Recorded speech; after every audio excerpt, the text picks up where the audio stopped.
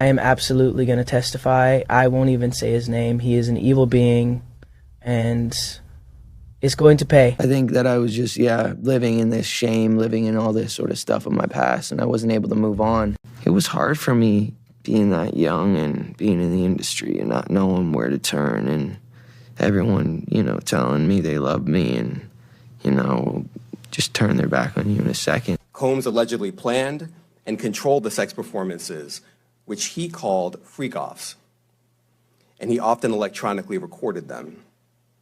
The freak-offs sometimes lasted days at a time. The courtroom fell, silent as Diddy's composed facade suddenly cracked, his fists clenched, his jaw tightened, and everyone present could feel the tension escalate. When Justin Bieber's name echoed through the room, what you're about to witness is the exact moment when Diddy lost control during day 2 of the trial. Right after learning that Justin Bieber had publicly declared his support for Cassie, Lee security had to step in, and what happened next shocked even the judge. Do you think the person that the you of then was on a path of self-destruction? Oh, for sure. Yeah, I would have, for sure, 100%. Yeah. It would have been no bueno. It was bad. I don't know if I'd be alive, for sure. It was dark. So I'm very, very grateful to have influences in my life that have played a huge part in me seeing their relationship with Jesus and their relationship with their wives and their relationship with their kids and saying, that's what I want. But I want to definitely tell my story so that if that resonates to anybody, that they can hopefully, but yeah, just protecting those moments, because people take for granted encounters and Wow! I feel violated right now. Wow. Lean into me again. You smell amazing. How old are you? Thank you. How old are you?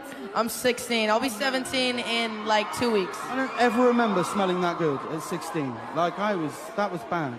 Yeah. Wow, look at your eyes. Look at what a beautiful... Bieber turned 15, and it suddenly seemed that Hollywood was keen to almost initiate him. I think that's the right word. Like there was almost like this initiation that he needed to go through. So I want you to be now super uncomfortable and watch this video of an interaction between him and none other than Diddy. Take a listen. Justin, you ever seen the movie For the Times of Their Lives, like where we hanging out and what we doing? We can't really disclose, but it's definitely a 15-year-old's dream. I have been given custody of him. He signed to Usher. I'm signed to Usher. I had legal guardianship of Usher when he did his first album. I did Usher's first album. I don't have legal guardianship of him, but for the next 48 hours, he's with me. So and we gonna go full. Young Justin Bieber, who was signed by Usher, involved with Scooter Braun. Now all of a sudden he's being put in the hands of Diddy, who, it is true, he became the legal guardian for Usher. You can look up all of the allegations of what Diddy did. The allegations are essentially that Diddy very much initiated Usher. As we are going through these lawsuits and Diddy is in prison, we are recognizing that everybody knew this was an open secret about what Diddy was doing. So it just begs the question, who allowed Justin Bieber to be in the presence of this man, knowing what he was up to? Day 2 started with this weird calm in the courtroom. Diddy walked in surrounded by his expensive legal team acting all confident, but if you looked closely at his eyes, something was just off. He kept scanning the room like he was looking for someone who might jump out at him. Security wasn't normal that morning either. They added extra guards near Diddy's table, not the usual setup for a celebrity trial. One guard stood directly behind his chair, another be the aisle. It's almost like they got a tip that something might go down. Then Cassie walked in and everyone's heads turned. She wore this simple black dress with a white collar. Nothing flashy, but it made a statement. Her friends formed this protective circle around her, walking her to her seat, like bodyguards. The contrast was clear: Diddy with paid security, Cassie with loyal friends, their only interesting part. Diddy couldn't stop checking his phone. He kept pulling it out, scrolling with his thumb. Then his face would get darker each time. At one point, his lawyer actually had to reach over and take it from him. That's when I noticed Diddy's hand was shaking. Meanwhile, the prosecution team was acting super weird. They kept passing notes and whispering behind folders one prosecutor would show. something on her tablet to another, and they'd both nod like they just got the final piece of a puzzle. They knew something big was coming. Diddy's main lawyer tried calming him down at least 3 times before the judge even arrived. He'd lean over, say something in Diddy's ear, and put his hand on Diddy's shoulder, but Diddy wasn't having it. He shrugged the guy off every time, once so hard that the lawyer actually had to steady himself unbettable when the judge walked in her face, told the whole story on day 1. She was all business but relaxed today. She looked like a principal who just got told the troublemaker was planning something bad. Her eyes went straight to Diddy's table and she whispered something to her clerk that made him nod and pick up his phone. What nobody in that room knew yet was that Diddy had seen something on social media just minutes before court started, something that would make him completely lose it. In front of everyone, his team tried to hide his phone, but it was too late. He'd already seen what Justin Bieber posted. The bafe called everyone to order, and you could feel the tension building with every word. The jurors must have felt it too, because they kept looking at each other confused about why everyone seemed on edge. One juror even asked for water, her hand visibly shaking as she took the cup. Diddy sat there, his leg bouncing. Under the table, a vein in his forehead, starting to show. His lawyer kept placing legal papers in front of him, trying to distract him, but Diddy just pushed them away. He stared straight ahead, his breathing getting heavier by the minute. It was like watching someone try to hold back an explosion. The whole room knew something was about to happen. We just didn't know what would set him off, or how bad it would be. When it did, the clock on the wall seemed to tick louder as everyone waited for the inevitable. Diddy's perfect image was about to shatter in front of the entire courtroom.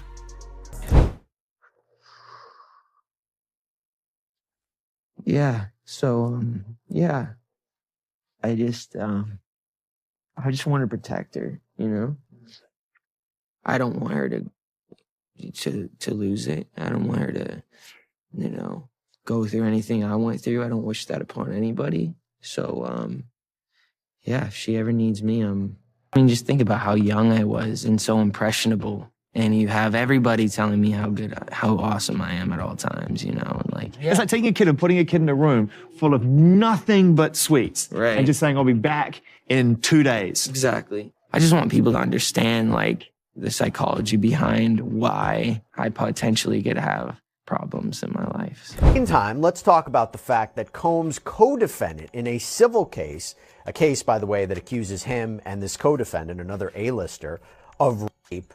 This guy is once again slamming the attorney behind the case, insisting that he be sanctioned for allegedly not doing his job. We're talking, of course, about Sean Carter, better known as Jay-Z, once again calling out attorney Tony Busby, calling out his character, more specifically into question, claiming that the Texas attorney's filings have, quote, substantial. Now, we've talked about this before, but basically, a civil lawsuit was filed against Sean Combs on behalf of a Jane Doe who says that she was raped by Combs and another celebrity at a home after the Video Music Awards in 2000. While everyone focused on the drama in court, something huge happened online. Justin Bieber dropped a social media bomb that nobody saw coming right in the middle of trial proceedings. Bieber posted a statement supporting Cassie that sent shockwaves through the music industry and into that courtroom. The whole thing hit especially hard because Bieber and Diddy go way back. Remember those videos of teenage Bieber hanging out at Diddy's parties? Diddy used Tokal himself, Justin's mentor and big brother. He even bragged about helping shape Bieber's career that history made. This public statement feel like the ultimate betrayal. This wasn't some vague sending love and support message either. Bieber got specific. He wrote about being at industry parties, where he personally witnessed Diddy's behavior toward Cassie. He mentioned seeing Diddy grabbed Cassie's arm too hard at an after-party in 2015. He described Diddy cutting Cassie off mid-sentence and speaking for her during interviews. These weren't rumors. These were first-hand observations during the first court recess. The posts spread like wildfire. People in the courthouse hallways huddled in groups, showing each other their phones. One court officer had to remind everyone to turn their devices off before re-entering. Legal assistants printed screenshots for attorneys to review. Even some jurors looked confused by all the hallway whispers, clearly sensing something major had happened. The post included this powerful old photo that spoke volumes. It showed Bieber and Cassie at some music event from years ago, both smiling, but if you looked at Cassie's eyes, there was something there. Bieber's caption said he'd always respected Cassie's strength and was sorry I didn't speak up sooner. For Diddy, the timing couldn't have been worse. Bieber's 270 million followers saw that post within minutes. News sites were already running headlines. This wasn't just celebrity gossip anymore. This was a massive star with credibility taking a clear side. During an active trial, court reporters went crazy. One woman literally ran out of the courtroom to call her editor. Another was frantically typing on her laptop. A reporter from a major network mouthed, "Did you see it?" to his colleague across the aisle. Everyone knew this changed everything about how the public would view this case. The whispers got so loud that one of the baifs had to ask people to quiet down. People kept showing each other their phones like they couldn't believe what they were seeing. Some looked directly at Diddy trying to figure out if he knew, yet others watched Cassie, who maintained perfect composure despite surely hearing the commotion. What made Bieber's statement so powerful was the specific language he used. He called Cassie brave and truthful, and wrote that certain behaviors I witnessed years ago troubled me deeply, but I didn't understand the pattern they represented.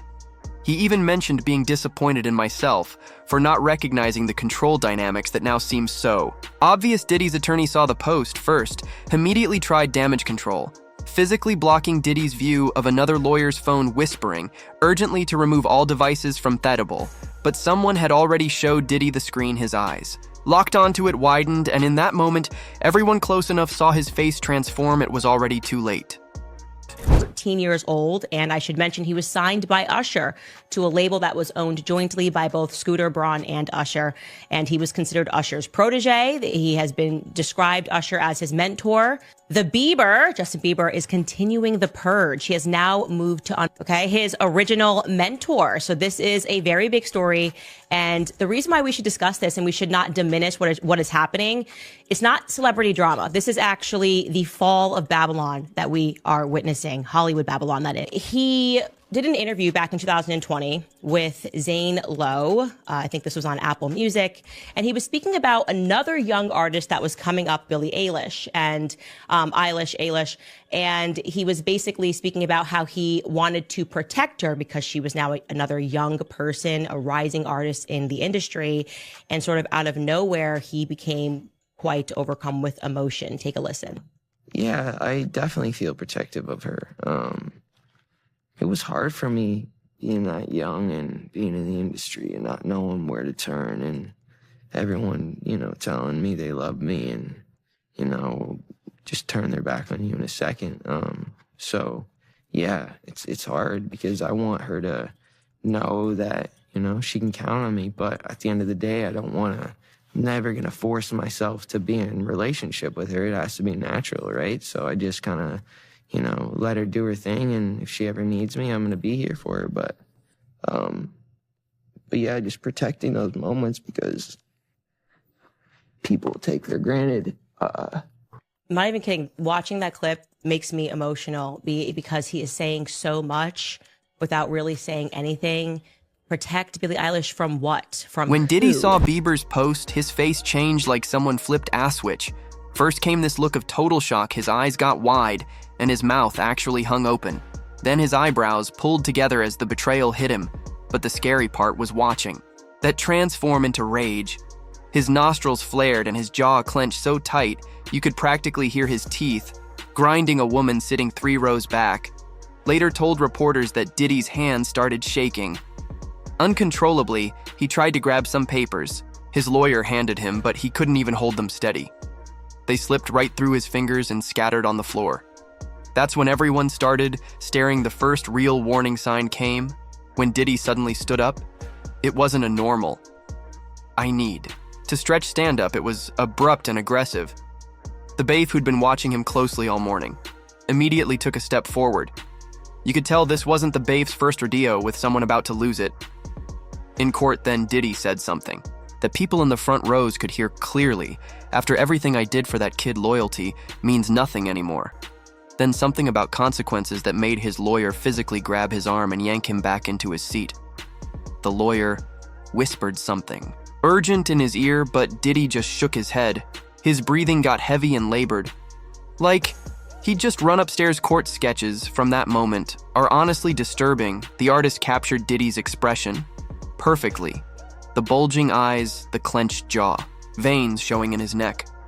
One sketch artist said she'd never drawn anyone looking so intense in her 12 years covering trials. The prosecutors weren't missing any of this. The lead prosecutor made this subtle hand signal to her assistant, who immediately got up and slipped out the side door. Later we found out she was telling their team to repair a specific witness earlier than planned, someone who could speak directly to things Bieber had mentioned in his post. The security guards in the room had this silent conversation with just their yes, two of them shifted positions, moving closer to Diddy's table. Without making it obvious, one guard actually unclipped something on his belt, not drawing a weapon, but making sure he could access it quickly if needed.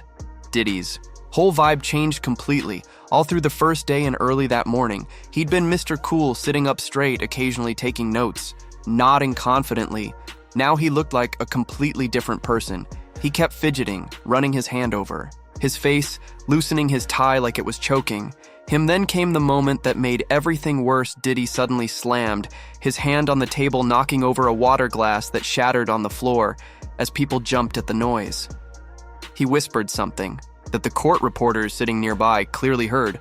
"I'll make sure he never works in this town again." Neither of them will. His lawyer actually had to wrap an arm around Diddy's shoulders to keep him in his seat. The judge wasn't having any of it. She banged her gavel and called for an immediate 15-minute recess. But that break only gave Diddy more time to stew in his anger as his legal team huddled around him, their faces showing pure panic. Those 15 minutes would prove to be exactly what Diddy didn't need time to get even more worked up before. Cassie assumed after the recess something about Cassie had changed. She walked to the witness stand with her shoulders back and her head high instead of staring at the floor like she did on day one. She looked right at the jury members. She didn't try to avoid Diddy's eyes either. She just acted like he wasn't special enough to worry about her testimony. Started with evidence nobody had seen before. The prosecution showed text messages from Diddy to Cassie that made people in the courtroom gasp in one exchange from 2016. Diddy sent 17 messages in a row demanding to know why she hadn't answered her phone. Another showed him asking for her exact location, down to which room she was in at a hotel. "I need to know where you are every minute," one message read. "That's the deal if you want to keep your career." The room got so quiet you could hear the ceiling fans when Cassie described how Diddy controlled who she could talk to in the industry. "He had a list of male artists I wasn't allowed to speak with unless he was present," she testified. "Justin Bieber was one of them. When I asked why, he told me not to question him. When I did anyway, he grabbed my arm in front of everyone at the after party and whispered that I'd regret it." Cassie's voice never shook or wavered. She spoke clearly about being isolated, monitored, and controlled. The pattern she described matched exactly what Bieber had just shared online. The monitoring, the public control, the private threats, each details he provided backed up his statement making. It seemed like they had coordinated stories, though. Cassie testified she hadn't spoken to Bieber in years. When the prosecutor asked why she hadn't come forward sooner, her answer hit hard. "He told me nobody would believe me. He said he controlled who worked in this industry and who didn't. I watched him make calls that ended people's careers." Two jurors visibly reacted. One woman wiped tears while an older man wrote something down and underlined it. 3 times the bombshell moment came when prosecutors played hotel security footage from 2018. The video showed Cassie trying to speak to a male artist in a hotel lobby. Then Diddy appeared, put this arm around her, and led her away. The body language matched exactly what she'd just described. Diddy immediately leaned over to his lawyer, whispering frantically and pointing at the screen. Cassie referenced specific events with amazing detail, dates, locations. Who else was present? March 8, 2017, at the Standard Hotel in New York. June 22, 2017, at his house in Miami. September 12, 2018. Backstage at the VMAs. Each time she named a date. Diddy's lawyer frantically flipped through his notes, looking increasingly worried. She mentioned that other witnesses had been afraid to speak up, but were now contacting her lawyers after seeing Bieber's support. "My phone hasn't stopped with messages from people saying they're ready to tell what they saw," she said. Then came the statement that made Diddy completely lose control. Cassie testified that after she once spoke to Bieber at an industry party, Diddy pulled her aside and said, "Even Justin knows what happens to people who cross me." With Bieber now publicly supporting her, This threat suddenly looked incredibly damning as Cassie continued testifying. You could literally watch Diddy falling apart. Each new detail that connected to Bieber's statement made him fidget more, whisper more. Urgently to his lawyer and look more panicked, the confident music mogul was disappearing right before everyone's eyes. And weeks after the initial filing, Busby submitted an amended complaint naming Jay-Z as the celebrity who allegedly participated. They wanted copies of these videos for themselves. And I've talked to lawyers about this before. There's a big advantage to having the electronic video, the electronic evidence yourself, right? You don't have to always go over to the other office. You can view the materials on your own. It's a way to better prepare for your defense. And Sean Combs' lawyers argued that under the federal rules of criminal procedure, electronic data that is in the government's possession. Judge Subramanian denied the defense's motion to amend the protective order, but without prejudice, meaning this issue could be revisited. So Subramanian's order reads, quote, while the government objects to handing the videos over, they provide several options for a defendant to consider that would permit the defense to view the videos, access the information they're looking for, and even allow them to manipulate the video. It was hard for me being that young and being in the industry and not knowing where to turn, and everyone, telling me they love me and, just turn their back on you in a second. So if she ever needs me, I'm going to be here for her. But yeah, just protecting those moments because people take for granted encounters, and I just want to protect her, I don't want her to go through anything I went through. I don't wish that upon anybody. Yeah, if she ever needs me, I'm just a call away. Do you realize how important your story is? Every time I have a conversation with someone who's been through this unique type of experience, I'm searching for some kind of truth that can help. I commend you for going there and asking the tough questions and the things that people don't want to talk about, and they don't want to go there because it's revealing, and I want people to take a look at my story, and hopefully my words can... Just when everyone thought things couldn't get more intense, the prosecutor walked to the center of the courtroom with a folder, Your Honor. We'd like to present evidence that directly contradicts Mr. Combs' claim that Ms. Ventura fabricated these allegations. Recently, she pulled out her tablet and connected it to the courtroom display system. The screens around the room lit up with text messages between Justin Bieber and Cassie from 2017. The prosecution zoomed in on one exchange that made several jurors lean forward in their seats. Cassie had written, I don't know what to do anymore. He monitors everything. He said, if I talk to anyone, he'll make sure I never work again. Bieber's response read, this isn't normal, Cass. What he's doing isn't okay. You need to talk to someone who can help. The moment those messages appeared, Diddy shot up from his chair. The sound of it scraping across the floor made everyone jump. His face was bright red, his eyes bulging. The composed music mogul was completely gone. His attorney grabbed his arm, trying to pull him back down. Sean, don't do this. He whispered loud enough for the front rows to hear, but Diddy wasn't listening. He actually shoved his lawyer's hand away, so hard the man stumbled backward. This is all lies, Diddy shouted, pointing at Cassie. You know damn well that's not. What happened? Where's your loyalty after? Everything. I did for you. His voice got louder with each word. You're making this all up, both of you. The judge immediately banged her gavel 3 times. Mr. Combs, sit down immediately, or I will have you removed. Her voice cut through the chaos like a knife, but Diddy wasn't stopping. 2 security officers moved toward the defense table fast. One positioned himself between Diddy and Cassie, while the other approached from behind. Court reporters typed frantically, capturing every word of this unplanned meltdown. The jury watched in total shock. One older woman in the back row actually covered her mouth with her hand. A younger man in the front row leaned away from Diddy, physically distancing himself from the outburst. Your Honor, we need RSS, Diddy's lawyer shouted, trying to regain control of the situation. But Diddy was already turning toward the evidence screen, pointing at the messages. Those are fake. They fabricated those messages. He was gesturing wildly now, his voice echoing off the walls. This is a setup. Justin never said that the evidence was devastating to Diddy's case. These messages from 5 years ago completely contradicted his claim that Cassie made up allegations to get money or fame. She had been confiding in Bieber about the exact same behavior patterns years Before filing any lawsuit, the judge slammed her gavel again. "Remove the jury immediately," she ordered the bailiff as the 12 men and women filed out. Most of them couldn't help staring at Diddy, who was still standing and shouting. The security guards moved in, one on each side of him. "Sir, you need to calm down now," one said firmly. Placing a hand on Diddy's shoulder for a moment, it looked like Diddy might actually shove the officer too.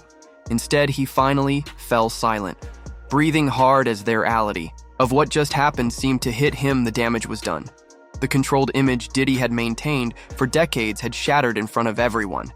And as the security officers stood guard at his sides, the world got to see a very different side of the music mogul, one that made Cassie's allegations suddenly seem far more credible with the jury safely out of the room. Judge Marlowe didn't hold back. She stood up behind the bench, pointed directly at Diddy, and delivered the smackdown of the century. "Mr. Combs, this is a court of law, not a recording studio. You do not control what happens here." Her voice cut through the room like a knife. "One more outburst like that, and I will hold you in contempt. You'll spend the remainder of this trial in a cell, making appearances only when necessary." She wasn't done. The judge ordered a psychiatric evaluation to be completed before the next day's proceedings. Then she imposed new security protocols. 2 officers would remain within arm's reach of Diddy at all times. His lawyers couldn't even speak to him without an officer present. His phone privileges were completely revoked. Diddy's legal team huddled in the corner of the courtroom like a football team down by 40 points. The head attorney kept shaking his head while another one made frantic calls. A third lawyer was desperately writing notes, occasionally looking up at Diddy with a face that screamed, "We're in trouble." Their body language told the whole story. They knew their case had just taken a massive hit. When the jury came back, and their reactions were impossible to miss, a middle-aged woman in the front row physically shifted her chair slightly away from the defense table. An older man who had been taking detailed notes now sat with his arms crossed, pen untouched. Most telling was juror number 8, a young professional who had smiled in Diddy on day 1 but now wouldn't even look in his direction. Meanwhile, the prosecution team maintained perfect poker faces, but you could tell they were pleased. The lead prosecutor organized her papers calmly, occasionally glancing at Diddy with what looked like satisfaction. Her assistant even had to hide a small smile behind her hand. A tone point security didn't mess around. For the rest of the day, 2 officers stood directly behind Diddy's chair, not even pretending to be casual anymore. Another stood at the courtroom door, hand resting on his belt. The message was clear to everyone: they weren't taking any chances with Diddy's behavior. Legal experts sitting in the gallery couldn't contain themselves. A former federal prosecutor whispered to the person next to him, "He just lost right there." Law professors who'd come to observe the case were writing frantically in their notebooks. One defense attorney from another high-profile case shook his head and muttered, "Amateur hour." Through it all, Cassie was a statue of composure. She sat with perfect posture, hands folded in her lap, expression neutral. When Diddy had his outburst, she didn't flinch, didn't react, didn't give him the satisfaction of showing fear. The contrast couldn't have been more, striking her complete control versus his total lack of it. As day 2 wrapped up, the difference from the morning was dramatic. Diddy had strutted in like he owned the place, designer suit, crisp, smile, confident. Now he shuffled out with his tie loosened, surrounded by lawyers who looked like they'd aged 10 years in. One afternoon, his eyes stayed on the floor, avoiding the reporters who packed the hallway. The most revealing moment, when Did's main lawyer put his hand on his client's back to guide him out. Diddy shrugged it off just like he had that morning. But this time it wasn't from confidence, it was from defeat. What we saw in that courtroom wasn't just about evidence, it was about character. Cassie stayed calm and strong, while Diddy completely fell apart when Justin Bieber took her side. Their true personalities came out under pressure. Let's be real, the jury watched Diddy lose control and threaten people in open court. The moment probably decided this case already, no matter what other evidence shows up later. The biggest question now, who else will speak up? Justin Bieber just broke the unspoken celebrity rule of protecting each other. That door is wide open now, and more stars might walk through it against Diddy.